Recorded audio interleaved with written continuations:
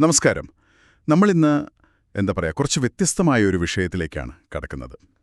Tom വുഡ്സിന്റെ ഒരു പുസ്തകമുണ്ട്, കത്തോലിക്കാ സഭ എങ്ങനെ പാശ്ചാത്യ നാഗരികത കെട്ടിപ്പടുത്തു എന്നത്. അതിൽ ചില കാര്യങ്ങളാണ് നമ്മൾ നോക്കുന്നത്. അതെ, സാധാരണ നമ്മൾ കേൾക്കുന്ന ചരിത്രത്തിൽ നിന്ന് ഒരുപാട് വ്യത്യസ്തമുണ്ടിതിൽ. പാശ്ചാത്യ ലോകം ഇന്ന് ഈ കാണുന്ന നിലയിലാവാൻ കത്തോലിക്കാ സഭയ്ക്ക് നല്ലൊരു പങ്കുണ്ട് എന്ന് സ്ഥാപിക്കാൻ ശ്രമിക്കുന്നൊരു പുസ്തകമാണ്. ശരിയാണ്. പലപ്പോഴും നമ്മൾ കേൾക്കുന്നതിന് വിപരീതമായ കാര്യങ്ങൾ. അതെ. അപ്പോൾ ഈ പുസ്തകം മുന്നോട്ട് വയ്ക്കുന്ന പ്രധാന കാര്യങ്ങൾ എന്തൊക്കെയാണെന്ന് നമുക്കൊന്ന് അടുത്തു നോക്കാം, അല്ലേ? എന്താണിതിലെ ശ്രദ്ധേയമായ കണ്ടെത്തലുകൾ? തീർച്ചയായും. പുസ്തകം തുടങ്ങുന്നത് റോമാ സാമ്രാജ്യത്തിന്റെ ആ ഒരു തകർച്ചയ്ക്ക് ശേഷമുള്ള യൂറോപ്പിനെക്കുറിച്ചാണ്. ഒരു സാംസ്കാരിക ശൂന്യത എന്നൊക്കെ പറയാവുന്നൊരു കാലം. അതെ, ഡാർക്ക് ഏജസ്. അതെ, നമ്മളിൽ പലരും അതിനെ ഇരുണ്ട യുഗം എന്ന് വിളിക്കാറുണ്ട്, അല്ലേ? പക്ഷേ വുഡ്സ് പറയുന്നത് എന്താണെന്ന് വെച്ചാൽ, ഈ തകർച്ചയ്ക്ക് കാരണം സഭയല്ല, മറിച്ച് ഈ നിരന്തരമായ യുദ്ധങ്ങളും പുറത്തുനിന്നുള്ള ആക്രമണങ്ങളുമൊക്കെയായിരുന്നു എന്നാണ്. അത് വളരെ പ്രധാനപ്പെട്ട ഒരു പോയിന്റാണ്. കാരണം ആ കാലഘട്ടത്തിൽ അറിവും സാക്ഷരതയുമൊക്കെ ഏതാണ്ട് ഇല്ലാതായൊരു അവസ്ഥയായിരുന്നു. അപ്പോൾ വുഡ്സ് ചൂണ്ടിക്കാണിക്കുന്നത് ഈ അറിവിൻ്റെയൊക്കെ ഒരു സൂക്ഷിപ്പുകാരായി മാറിയത് സന്യാസി മഠങ്ങളായിരുന്നു എന്നാണ്. ഓ, മഠങ്ങൾ! അതെ, വെറുതെ പുസ്തകങ്ങളിങ്ങനെ കോപ്പിയടിക്കുക, അത് മാത്രമല്ല അവർ ചെയ്തത്. അപ്പൊ പകർത്തിയെഴുത്തിനപ്പുറം വേറെന്തൊക്കെയായിരുന്നു അവരുടെ പങ്ക്? പുസ്തകത്തിൽ പറയുന്നത് അവര് ശരിക്കും പ്രായോഗികമായ പല കാര്യങ്ങളിലും ഇടപെട്ടു എന്നാണ്. അതായത് പുതിയ കൃഷിരീതികൾ പഠിപ്പിച്ചു, ചതുപ്പുനിലങ്ങൾ കൃഷിയോഗ്യമാക്കി, പിന്നെ ഈ ലോഹപ്പണി പോലുള്ള ടെക്നോളജികളൊക്കെ നിലനിർത്തി, കന്നുകാലി വളർത്തലിൽ പുതിയ രീതികൾ കൊണ്ടുവന്നു. അതായത് അറിവ് സംരക്ഷിക്കുക മാത്രമല്ല, അത് പ്രയോഗിക്കുകയും ചെയ്തു. അതുതന്നെ. ചുരുക്കത്തില് നഷ്ടപ്പെട്ടു പോകുമായിരുന്ന ഒരുപാട് അറിവുകൾ, അത് ഗ്രീക്ക്, ലാറ്റിൻ ക്ലാസിക്കുകൾ മുതൽ ഈ പറഞ്ഞ പ്രായോഗിക വിദ്യകൾ വരെ അവര് സംരക്ഷിച്ചു. അതുകൊണ്ടാണ് വുഡ്സ് സെന്റ് ബെനഡിക്റ്റിനെ യൂറോപ്പിന്റെ പിതാവെന്നും അദ്ദേഹത്തിന്റെ അനുയായികളായ ബെനഡിക്റ്റൻ സന്യാസിമാരെ യൂറോപ്യൻ നാഗരികതയുടെ പിതാക്കന്മാരെന്നും വിളിക്കുന്നത്. ഒരു തരത്തിൽ യൂറോപ്പിന്റെ ഒരു പുനർനിർമ്മാണത്തിന് അവര് തുടക്കമിട്ടുവെന്ന്. അതെ, അതാണ് പുസ്തകം സമർത്ഥിക്കുന്നത്. ശരിയാണ്. ഈ സന്യാസിമഠങ്ങൾ അറിവ് സംരക്ഷിച്ചു എന്നുള്ളത് നമ്മൾ കേട്ടിട്ടുണ്ട്. പക്ഷേ ഈ ആധുനിക സർവകലാശാലകൾ, യൂണിവേഴ്സിറ്റികൾ, അതിന്റെ കാര്യത്തിൽ സഭയുടെ പങ്കെത്രത്തോളമായിരുന്നു? അതും ഈ പുസ്തകം പറയുന്നുണ്ടോ? തീർച്ചയായും. അത് വുഡ്സിന്റെ ഒരു പ്രധാനപ്പെട്ട വാദമാണ്. പാശ്ചാത്യ ലോകത്തിന് ഈ യൂണിവേഴ്സിറ്റി എന്ന സിസ്റ്റം തന്നെ നൽകിയത് കത്തോലിക്കാ സഭയാണെന്നാണ് അദ്ദേഹം പറയുന്നത്. പാരീസ്, ഓക്സ്ഫോർഡ്, ബൊളോഞ്ഞ, കേംബ്രിഡ്ജ് തുടങ്ങിയ ആദ്യകാല സർവകലാശാലകളെല്ലാം വളർന്നു വന്നത് സഭയുടെ, പ്രത്യേകിച്ച് മാർപ്പാപ്പമാരുടെ നേരിട്ടുള്ള പ്രോത്സാഹനത്തോടെയും മേൽനോട്ടത്തിലുമായിരുന്നു. അപ്പോൾ വെറുതെ സ്ഥാപിക്കുക മാത്രമല്ല, അതിന്റെ ഒരു ഘടനയിലും സഭയ്ക്ക് പങ്കുണ്ടായിരുന്നു. ഉണ്ടായിരുന്നു. ഈ സർവകലാശാലകൾക്ക് ഒരു അന്താരാഷ്ട്ര സ്വഭാവം കൊടുക്കുന്നതിൽ മാർപ്പാപ്പമാർക്ക് വലിയ പങ്കുണ്ട്. ഉദാഹരണത്തിന് യൂസ് ഉബ്യുക്കെ ഡൊച്ചെൻഡി എന്നൊരു അവകാശം മാർപ്പാപ്പമാർ നൽകിയിരുന്നു. യൂസ് ഉബ്യുക്കെ ഡൊച്ചെൻഡി അതെന്താണ്? അതിന്റെ അർത്ഥം, ഒരു അംഗീകൃത സർവകലാശാലയിൽ പഠിപ്പിക്കാൻ യോഗ്യത നേടിയ ഒരാൾക്ക് യൂറോപ്പിലെ എവിടെയുമുള്ള മറ്റ് അംഗീകൃത സർവകലാശാലകളിലും പോയി പഠിപ്പിക്കാം എന്നതായിരുന്നു. ഇതൊരു ശരിക്കും ഒരു വിപ്ലവകരമായ ആശയമായിരുന്നു അക്കാലത്ത്.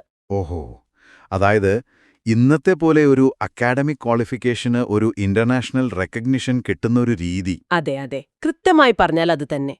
ഇത് അറിവെങ്ങനെ അതിർത്തികൾ കടന്ന് വ്യാപിക്കാൻ ഒരുപാട് സഹായിച്ചു. ലോകത്തിന്റെ പല ഭാഗത്തു നിന്നുമുള്ള സ്കോളേഴ്സിന് ഒരുമിച്ച് കൂടാനും ചർച്ച ചെയ്യാനുമൊക്കെ ഒരു സാഹചര്യം ഇതുണ്ടാക്കി. വുഡ്സ് പറയുന്നത്, ഈ സ്വതന്ത്രമായ സംവാദങ്ങൾക്കും യുക്തിസഹമായ അന്വേഷണങ്ങൾക്കും ഈ യൂണിവേഴ്സിറ്റികൾ വലിയ പ്രാധാന്യം നൽകിയിരുന്നു എന്നാണ്. പക്ഷേ സാധാരണയായി നമ്മൾ കേൾക്കുന്നത് ശാസ്ത്രത്തിന്റെ വളർച്ചയെ സഭ എതിർത്തിരുന്നു എന്നാണല്ലോ.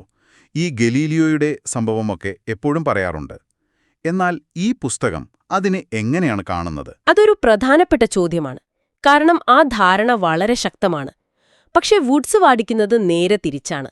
അതായത് ശാസ്ത്രീയ ചിന്തയ്ക്ക് അടിത്തറയിട്ടത് തന്നെ ക്രിസ്തീയ ആശയങ്ങളാണെന്ന് അദ്ദേഹം പറയുന്നു. അതെങ്ങനെ? ഒരു ഉദാഹരണം പറഞ്ഞാൽ, ദൈവം ഈ പ്രപഞ്ചത്തെ വളരെ യുക്തിസഹമായും കൃത്യമായ അളവുകളോടെയും ക്രമീകരിച്ചിരിക്കുന്നു എന്ന വിശ്വാസം.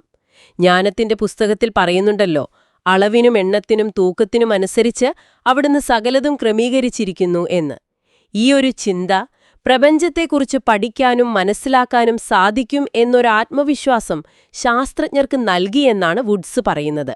അതായത് പ്രപഞ്ചം ഒരു താറുമാറായ ഒന്നല്ല, അതിനൊരു ഓർഡറുണ്ട്, അതുകൊണ്ട് അതിനെ പഠിക്കാൻ പറ്റും എന്ന ചിന്ത. അതെ, അതുകൊണ്ട് അതിനെ ശാസ്ത്രീയമായി പഠിക്കാൻ കഴിയുമെന്ന ചിന്താഗതിക്ക് ഇത് അടിസ്ഥാനമിട്ടു. അപ്പോ മതവിശ്വാസം ശാസ്ത്രത്തെ തടസ്സപ്പെടുത്തുന്നതിന് പകരം ചില രീതിയിൽ അതിനെ പ്രോത്സാഹിപ്പിച്ചുവെന്ന്. അദ്ദേഹം ചില ഉദാഹരണങ്ങളും തരുന്നുണ്ട്. ഷോൺ ബുരിഡാൻ എന്നൊരു മധ്യകാല ചിന്തകനുണ്ടായിരുന്നു.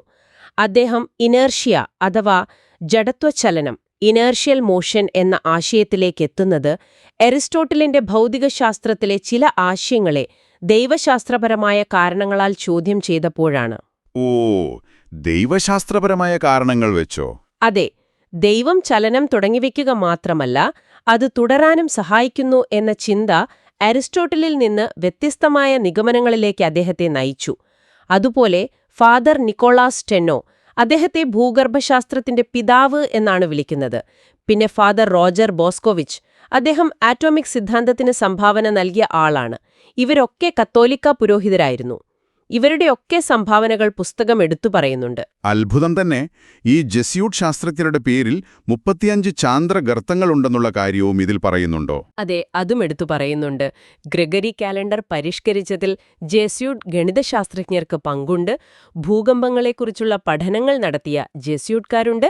അങ്ങനെ ശാസ്ത്രത്തിന്റെ പല മേഖലകളിലും സഭാംഗങ്ങളായ വ്യക്തികളുടെ സംഭാവനകൾ വുഡ്സ് എണ്ണിപ്പറയുന്നു. അപ്പോ ഈ പുസ്തകത്തിൽ നിന്ന് നമ്മൾ മനസ്സിലാക്കേണ്ട ഒരു പ്രധാന കാര്യമെന്താണ്? ഒന്ന് ചുരുക്കി പറഞ്ഞാൽ. വുഡ്സിന്റെ കാഴ്ചപ്പാടിൽ പാശ്ചാത്യ നാഗരികതയുടെ പല അടിസ്ഥാന ശിലകളും, അത് വിദ്യാഭ്യാസ സമ്പ്രദായമായിക്കോട്ടെ, സർവകലാശാലകളായിക്കോട്ടെ, ശാസ്ത്രത്തിന്റെ വളർച്ച, നിയമചിന്തകൾ, കല, വാസ്തുവിദ്യ, ധാർമ്മികത, എന്തിന് സാമ്പത്തിക ശാസ്ത്രത്തിന്റെ ആദ്യ രൂപങ്ങൾ പോലും, ഇതൊക്കെ രൂപപ്പെടുത്തുന്നതിൽ കത്തോലിക്ക സഭയ്ക്ക് വളരെ നിർണായകവും എന്നാൽ പലപ്പോഴും നമ്മൾ വേണ്ടത്ര ശ്രദ്ധിക്കാത്തതുമായ ഒരു പങ്കുണ്ട് എന്നതാണ് ഈ പുസ്തകത്തിന്റെ കാതൽ. ശരി. അപ്പോ ടോം വുഡ്സിന്റെ പുസ്തകത്തെ അടിസ്ഥാനമാക്കി പാശ്ചാത്യ ചരിത്രത്തെക്കുറിച്ചുള്ള ഒരുപക്ഷെ അത്ര പരിചിതമല്ലാത്ത ഒരു കാഴ്ചപ്പാടാണ് നമ്മൾ ഇന്ന് പരിശോധിച്ചത്. തീർച്ചയായും. ഇതിൽ നിന്ന് നിങ്ങൾ മനസ്സിൽ സൂക്ഷിക്കേണ്ട ഒരു ചോദ്യം ഇതാണ്: എങ്ങനെയാണ് ഒരൊറ്റ സ്ഥാപനത്തിന് നൂറ്റാണ്ടുകളോളം ഇത്രയധികം വ്യത്യസ്ത മേഖലകളിൽ വിദ്യാഭ്യാസം, ശാസ്ത്രം, നിയമം, കല, ധാർമ്മികത, സാമ്പത്തിക ശാസ്ത്രം ഇത്ര ആഴത്തിലുള്ള ഒരു സ്വാധീനം ചെലുത്താൻ കഴിഞ്ഞത്? നല്ല ചോദ്യമാണ്. ഈ പുസ്തകം നൽകുന്ന വിവരങ്ങളുടെ വെളിച്ചത്തിൽ ഇതിന് പിന്നിലെ സാംസ്കാരികവും ചരിത്രപരവുമായ ഘടകങ്ങളെക്കുറിച്ച് നിങ്ങൾക്ക് തുടർന്നും ചിന്തിക്കാവുന്നതാണ്.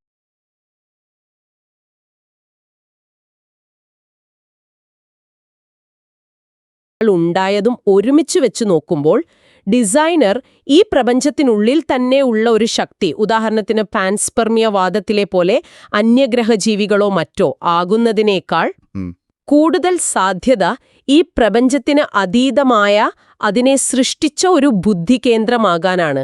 അതായത് ദൈവം എന്ന് പറയാവുന്ന ഒരു സങ്കല്പത്തിലേക്ക് അത് വിരൽ ചൂണ്ടുന്നു എന്ന് ലേഖകൻ വാദിക്കുന്നു. കാരണം പ്രപഞ്ചമുണ്ടാകുന്നതിനു മുമ്പുള്ള ഫൈൻ ട്യൂണിംഗ് വിശദീകരിക്കാൻ പ്രപഞ്ചത്തിനകത്തുള്ള ഒന്നിന് കഴിയില്ലല്ലോ. ശരി, അപ്പോ DNA കോഡും പ്രപഞ്ചത്തിന്റെ ഈ അത്ഭുതകരമായ ക്രമീകരണവും ഒരു ഡിസൈനറുടെ വർക്കാണെന്ന് ഐഡി വാദിക്കുന്നു. മറുഭാഗത്ത് പ്രകൃതി നിയമങ്ങളും യാദൃച്ഛികതയും അല്ലെങ്കിൽ ഒരു പക്ഷേ മൾട്ടിവേഴ്സ് എന്ന ആശയവും ഇതിന് ബദലായി വരുന്നു. വളരെ സങ്കീർണമായൊരു വിഷയമാണിത്. ഇതിലെ പ്രധാനപ്പെട്ട ചില ആശയങ്ങളാണ് നമ്മൾ ഇന്ന് പരിശോധിച്ചത്. അതെ. അപ്പോൾ ഈ ചർച്ച കേട്ടുകൊണ്ടിരിക്കുന്ന നിങ്ങൾക്ക് സ്വയം ഒന്ന് ആലോചിക്കാവുന്നൊരു കാര്യമുണ്ട്. ഈ DNA വിവരങ്ങളെക്കുറിച്ചും പ്രപഞ്ചത്തിലെ ഫൈൻ ട്യൂണിങ്ങിനെക്കുറിച്ചുമൊക്കെയുള്ള വാദങ്ങൾ നമ്മൾ കേട്ടല്ലോ. പ്രകൃതിയിൽ ശരിക്കും ഒരു ഡിസൈൻ നടന്നിട്ടുണ്ട് എന്ന് നിങ്ങൾക്ക് ബോധ്യപ്പെടണമെങ്കിൽ എങ്ങനെയുള്ള തെളിവുകളാണ് ശരിക്കും വേണ്ടത്? നല്ല ചോദ്യമാണ്. നമ്മളിപ്പോൾ ഒരു മൊബൈൽ ഫോൺ കാണുമ്പോൾ അല്ലെങ്കിൽ ഒരു കെട്ടിടം കാണുമ്പോൾ അതിന്റെ പിന്നിൽ ഒരു ഡിസൈനർ ഉണ്ടെന്ന് നമുക്ക് എളുപ്പത്തിൽ മനസ്സിലാകും. അതിൽ നിന്ന് വ്യത്യസ്തമായി പ്രകൃതിയിലെ ഡിസൈൻ തിരിച്ചറിയുന്നതിൽ എന്തെങ്കിലും പ്രത്യേകതയുണ്ടോ? അതോ അതേ ലോജിക്ക് തന്നെയാണ് ഇവിടെയും പ്രയോഗിക്കേണ്ടത്? ഇതൊന്ന് ആലോചിച്ച് നോക്കാവുന്നതാണ്.